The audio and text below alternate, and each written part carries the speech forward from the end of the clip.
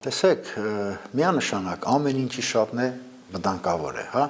Պետք է տրվի այնքան, որքան որ անհրաժեշտ է տվյալ բուսատեսակի համար։